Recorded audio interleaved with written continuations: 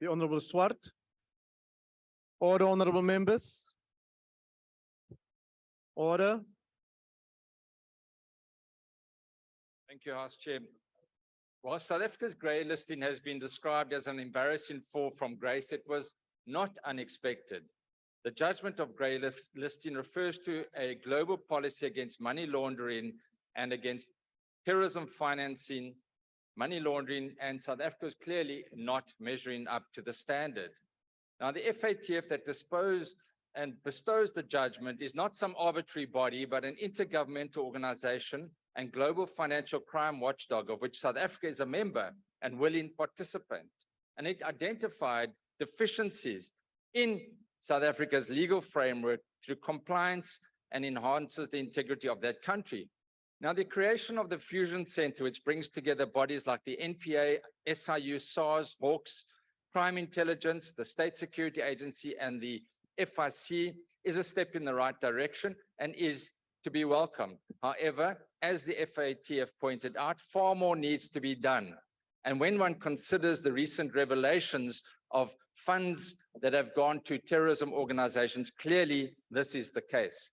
The ACDP also calls for an increased political will to carry out the Zondo Commission recommendations.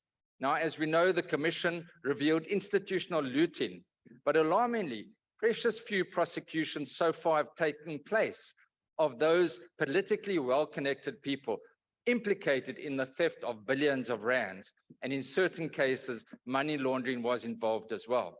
Now, the implications of grey listing range from higher interest rates and inflation, the weakening of the rand, which was already factored in, reduced inbound foreign investment, less offshore investment, and increased costs and delays due to greater compliance requirements for South African banks and transactions. The IMF estimates that countries have on average experienced capital outflows equal to 7.6% of GDP after grey listing. This is clearly alarming and something South Africa cannot afford. Now, the FATF statement made it clear that South Africa was not grey listed, not so much because of a failure of legislation, but a failure to adequately investigate and prosecute money laundering and terrorist finances.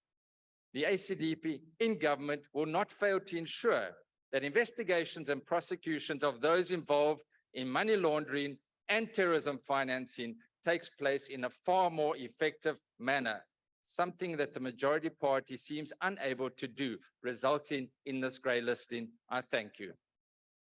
Thank you, honourable member.